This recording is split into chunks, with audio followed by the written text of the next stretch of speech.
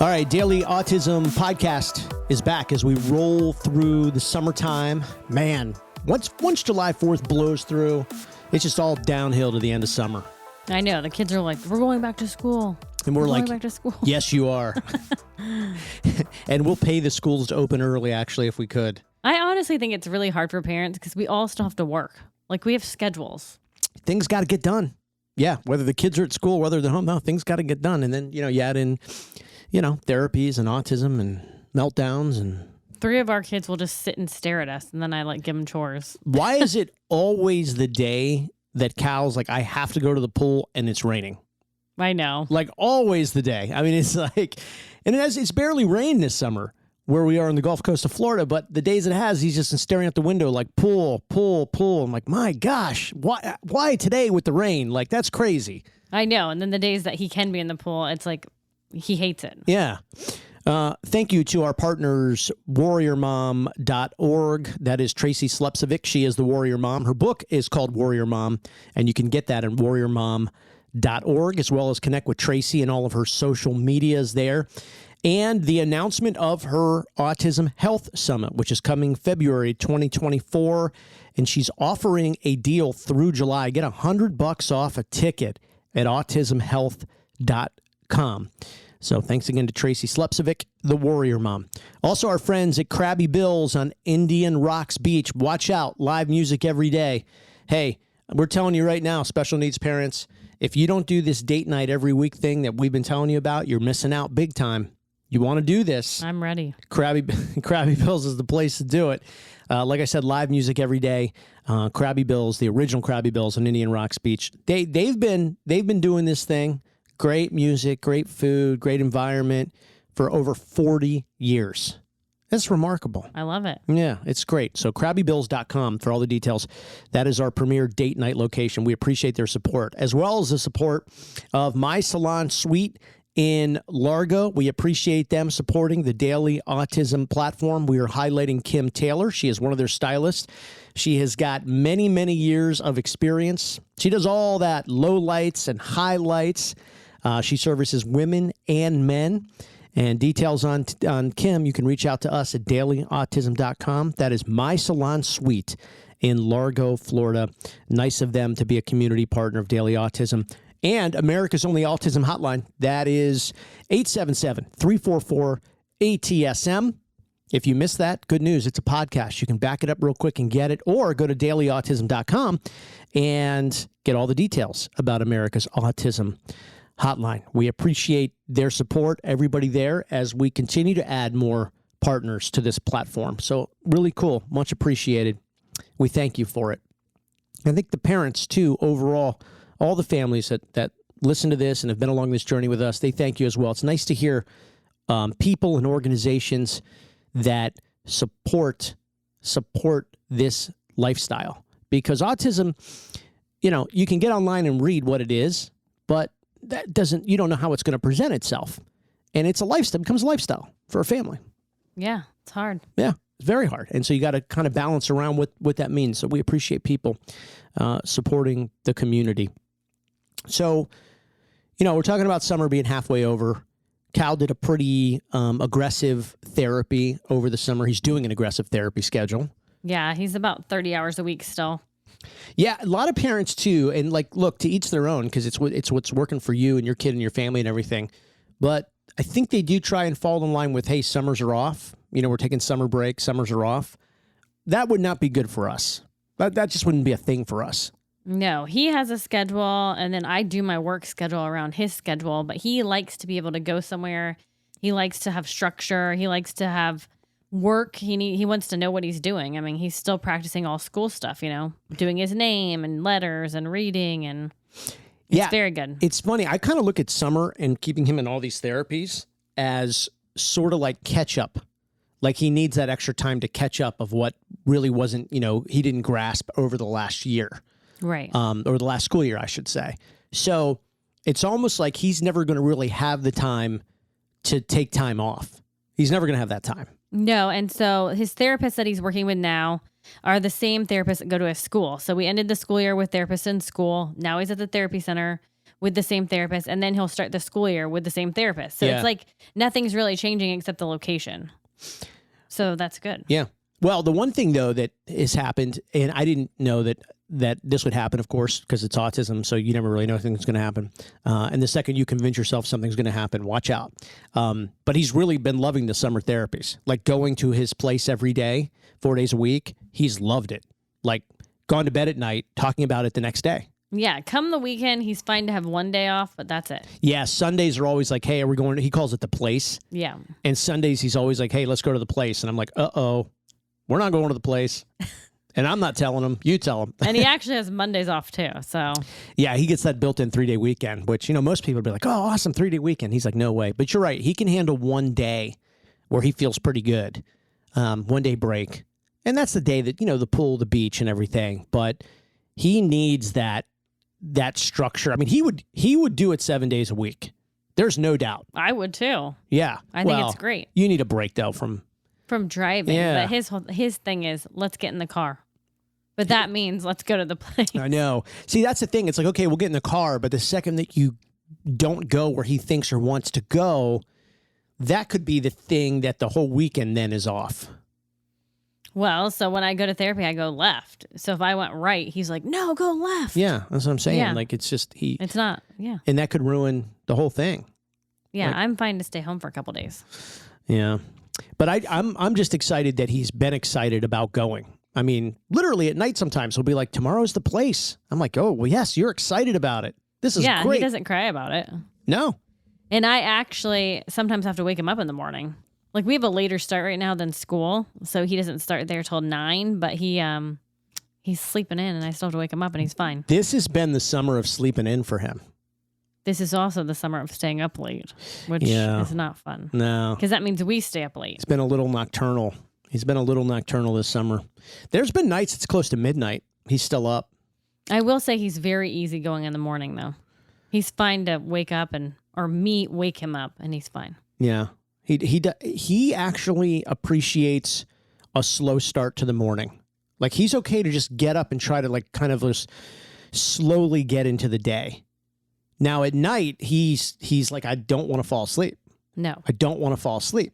But the morning he really wants to just kind of slowly get into the day, which is nice for us. Yeah, nighttime lately has been like the Tasmanian devil. Like literally spinning out of control, climbing on the window, rolling around. That's what I call it. And I'm actually happy he has not seen that cartoon. Spinning 'cause around, rolling around, yeah. He's very into like old school cartoons. Yeah, he does. But he has not watched Tasmanian Devil. Any cartoon where the main character doesn't talk, interestingly enough, he loves.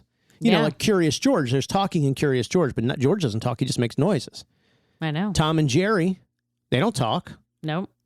Roadrunner doesn't talk. So the Roadrunner's with a coyote, right? Wile E. Coyote, right? Yeah. And then there's Looney Tunes. Yeah. Which, do they talk? I don't know. I don't know either. Oh, but he just started watching Looney Tunes. The Woody Woodpecker. Yep. He doesn't talk. No, he doesn't. He just goes. And then you just saw Pink Panther. Oh, I didn't know he saw that. He saw it. Wow. Yeah. It makes that noise. Da-da, da-da, da-da, da-da, da-da. Does he talk? I don't think so. I don't know. Anyways, No, he I likes don't all think these so. cartoons. Yeah, he's into the old cartoons, so which is kind of neat, kind of interesting, because actually when he first started watching cartoons, it was all the stuff that Peppa Pig, Mickey Mouse Clubhouse, you know, and now it's more these really vintage, iconic old cartoons that there's no way any 5-year-old would watch these now. No way, because you'd think they're boring. And if I give him the iPad, he finds these shows. Yeah. But you know what I mean? Like any 5-year-old now would be like, this is the stupidest thing. Nobody talks. Nobody says a word. You know what I mean? It is. It's funny. And we used to watch it. Yeah. That's what we grew up on. But he loves it. He's just, I don't know. There's something with the main character being nonverbal and just doing things. Not talking, but doing. Yeah. It's I haven't watched him in forever. Yeah. Well, now I kind of want to watch him now. I'm thinking Me about. too. Mighty Mouse is another one I wanted him to watch. I don't think Mighty Mouse talks. That's really old though. Like that was old when I was watching it, like 10 years old, not 8, 9 years old. So I don't know if he would like that, but I don't know. He loves old cartoons. I thought he does talk, because doesn't he say, we come to save the day or something? Oh, here I come to save the day. You're right. He talks. Yeah, he talks. Well, he hasn't found that one. Yeah. I guess he's not interested. I guess he talks. They just can't stand him. He talks. Doesn't want to hear it. Maybe and Cal does this on his downtime. He does have like 30 hours of therapy, and then he has swim lessons, and then he's swimming in the pool, learning how to swim this summer with us even. Yeah. So on his downtime, it's Play-Doh and old school cartoons. I wanted to, we've been doing a lot of good content on TikTok. So I just want to invite you to link to us there at dailyautism.com, as well as our Facebook page, which is really where this all started. You've done a great job making some great connections on there. I just posted an interview with Tampa Bay Buccaneers head coach Todd Bowles and his wife. This is really one of the best interviews I've read in a long time. And I had no idea that the Bowles have a child who's autistic. How we live in the Tampa Bay area, and the Bucs have been great since we've lived here. I mean, Tom Brady took them to a Super Bowl. They won. Todd Bowles is always around and everything. And I had no idea. So it's a great, great article. I really like it. Him and his wife was so open. It was like, people who I think have celebrity status, they just feel like, I don't need to share this. It's nobody's business. Boy, she really was open. It was great. I think that is great. It was great. And I listen, by the way, I agree. Nobody has to do that. You've reached that level where you feel like, people are always trying to get to know your business because of your job or your husband's job. And I respect that 100%. Really do. Yet the fact that you were able to just say, nah, I'm going to be really vulnerable in this thing. So it was great. So I invite you to go and read that. You can link to it at dailyautism.com. That's our Facebook page. And then again, a lot of stuff that we've been doing on our TikTok page, you can also link from dailyautism.com. One of the things I've been talking about with parents of autism, and this is going to be a real short podcast, just a couple more minutes. But so today, as we speak, and we're recording this, the Powerball is $1 billion. $1 billion. I know. I need to go get the ticket. So we've just been kind of having like, those conversations of just sitting back and going, man, what would you do? What would you do? So I kind of threw it out on TikTok with some videos and getting like hundreds and hundreds of responses. And it's so cool. I would say like 7 out of every 10 responses on there is build a big house in the middle of nowhere, fully fenced in, and with a full sensory room in it. I read some of them, yeah. Tons of them. A lot of them said sensory room. Tons of them. Yeah. I just think it's so cool. Like, I don't know, these people win all this money and you never know their story. God, it would be cool if somebody won it and, it's like they're a special needs family. It would be cool. And it's like, I don't know, just to say, you have no idea. We're worried about, first, what's going to happen when we die? Who's going to take care of the child? But aside from that, because that's a little morbid, but now look what I can do for my child. I can literally do all these things that I wish, that before this were a dream, just a dream. Yeah. And I can do it. Well, and a lot of families are stuck at home. So to build a sensory room is exactly what many people's children need. Oh, yeah. So. Yeah. I got caught in it this morning thinking about what would I do with $1 billion? I was doing it last night. Everybody, the whole country's doing it. I mean, we can't help it. I'm like, how do you do this? Like, what's the next steps once you win? What do you mean the next? Like, how do you get your money? Yeah. Oh, they send it to you. Well, and then like people find out who you are, and that's what you got to be careful of. I think Florida, like where we live, they have this law. I think they can't find out for like 90 days. It's probably a good thing. Yeah, so it gives you a chance to get out of here, to leave. I think $1 billion, you got to leave. Yeah, you don't have to leave like the city you live in or the county you live in or whatever, but I think you got to leave your house. Yeah. I don't think you can stay Well, there. I was going to say, would you keep your house? No, you got to leave. Yeah, and I love this house, but you got to leave. Would you just sell it? Yeah. Yeah. Yeah. Forget about a VRBO. Oh, you don't want to manage that. Yeah, probably not. $1 billion. Yeah, I guess you don't need to. Well, manage here's the thing. anything. Like, so imagine our neighbors now. they call, hello? Hey, those people you rented the house to, they're out of control. They're keeping us up. I mean, you've got $1 billion. You're not dealing with that phone call. Yeah, you're you know? right. Not that you're going to have the same phone number for people to get a hold of you. I think you got to change your number. Yeah, I would change my number. Oh, I would. I think I read that's the first thing they tell you to do is to get a new phone number, and then you just give that number to people that you want to have it, because you've got to really shrink your list. Oh, yeah. You know, because everybody's going to be calling. Everybody's going to be calling. So I did this thing on TikTok yesterday for the mega, what's it called? Mega Millions. Mega Millions. So we got a ticket, and I said, listen, I'm going to share this. And that was like $650 million.